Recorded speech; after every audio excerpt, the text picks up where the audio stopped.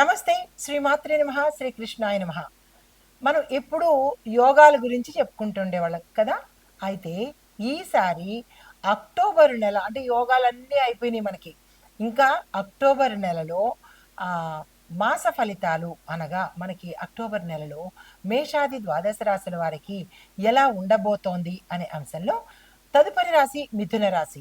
ఈ రాశి వారి యొక్క గ్రహస్థితులు అక్టోబర్ నెలలో ఎలా ఉన్నాయంటే కనుక సూర్యుడు 4, 5 స్థానాల్లోనూ, బుధుడు కూడా 4, 5 స్థానాల్లోనూ, కుజుడు 2వ స్థానంలోనూ, గురుడు ఒకటో స్థానంలో తిరోగమన దశలో సంచారం చేస్తున్నాడు.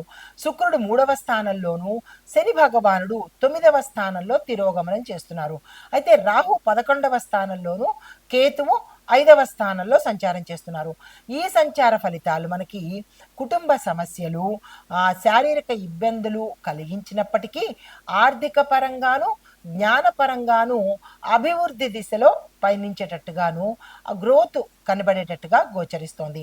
అయితే ముందుగా విద్యార్థులు చూసుకున్నట్టయితే కనుక కాన్సన్ట్రేషన్ తక్కువ అయ్యేటట్టుగాను, ఎక్కువ కష్టపడి చదవాల్సిన పరిస్థితి ఏర్పడము, పోటీ పరీక్షల్లో టఫ్ కాంపిటీషను వచ్చేటట్టుగా గోచరిస్తోంది. తర్వాత ఉద్యోగ రంగం చూసినట్టయితే కనుక ప్రభుత్వ ఉద్యోగులకు ట్రాన్స్ఫర్స్ రావడము, ప్రయాణాలు చేయడము, అనవసరమైన ప్రయాణాలు చేయవలసిన పరిస్థితి, ట్రాన్స్ఫర్ అనుకుంటారు, ఆ ట్రాన్స్ఫర్ దగ్గర దాకా రావడము, వెళ్ళిపోవడము, లేదా క్యాన్సిల్ అవ్వడము, ఇలాంటి డిస్టర్బెన్సెస్ ధోరణులు కొంచెం ఎక్కువ కనబడుతున్నాయి. ప్రైవేట్ ఉద్యోగస్తులు చూసుకున్నట్టయితే కనుక మీ సీనియర్స్ మిమ్మల్ని ప్రెషర్కు గురి చేసేటట్టు, టార్గెట్లు అవ్వలేదని ఇబ్బంది పెట్టడము, లేదా అంటే సమయానికి పని అవ్వలేదనడము, ఎక్కువ పని భారం పెట్టడము, ఎక్కువ పని గంటలు కూడా చెయ్యమని చెప్పటము, ఇలాగ మీకు ఒక రకమైన టార్చర్ అనేది ఈ సమయంలో ఎక్కువ కనబడుతోంది. తర్వాత ఐటీ ఉద్యోగస్తులు చూసుకుంటే కనుక కొత్త ప్రాజెక్ట్స్ వస్తాయి, కానీ వర్క్ లోడ్ మీకు ఎక్కువగా పెరగడము, సమయానికి ఆ పని పూర్తి చేయలేకపోవడము, మీ పై అధికారులు మిమ్మల్ని ఇబ్బంది పెట్టడము, లేదా అంటే ఆ ప్రాజెక్ట్స్ ఇచ్చిన వారే మిమ్మల్ని కొంత ఇబ్బందికి గురి చేయడము, క్యాన్సిల్ చేసుకోవడము, ఇలాగా చాలా రకరకాల డిస్టర్బెన్సెస్ ఈ సమయంలో ఐటీ వాళ్ళకి ఎదురవుతాయి.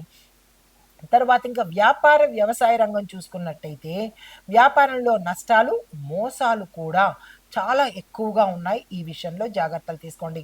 అంటే ధనపరంగా కావచ్చు, లేదంటే మీ వస్తువుల పరం కావచ్చు, ఉద్యోగుల రీత్యా కావచ్చు, ఏది ఏమైనప్పటికీ కూడా ఈ సమయంలో వ్యాపారస్తులు మోసాలకు, నష్టాలకు పాల్పడే అంటే ప్రభావం తీసుకునేటట్టుగా ఎక్కువ కనబడుతోంది. ఆ మోసాల బారిన పడేటట్టు ఎక్కువ కనబడుతోంది. ఈ విషయంలో జాగ్రత్తలు తీసుకోండి.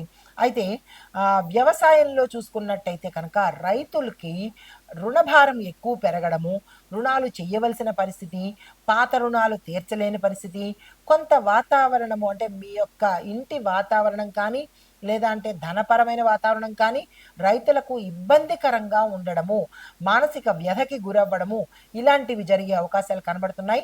రైతులు జాగ్రత్తగా సంయమనం పాటించుకోండి. అయితే రాజకీయ పరంగా చూసుకున్నట్టయితే కనుక ప్రతిపక్షాలు మీకు ఒత్తిడిని కలగజేయడము, మిమ్మల్ని డిమోటివేట్ చేయడము, లేదా అంటే మీ పేరుకు భంగం కలిగించడము, ఇలాంటి ప్రయత్నాలన్నీ చేస్తారు. ఈ విషయంలో కొంచెం జాగ్రత్తలు తీసుకోండి.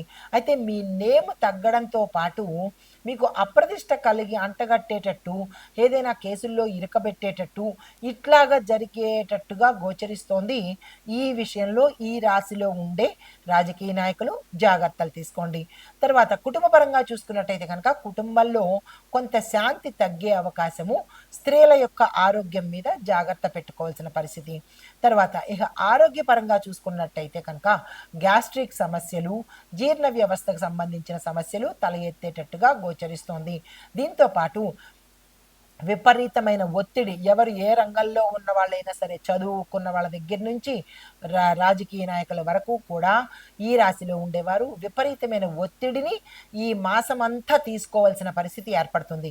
అయితే మరి మీకు చెప్పదగిన పరిహారాలు ప్రతి బుధవారము మనకి ఈ మాసంలో 4, 5 బుధవారాలు వస్తాయి కదా, ఎన్ని బుధవారాలు వస్తే అన్ని బుధవారాలు విఘ్నేశ్వరుడికి తప్పకుండా పూజ చేసే ప్రయత్నం చేయండి.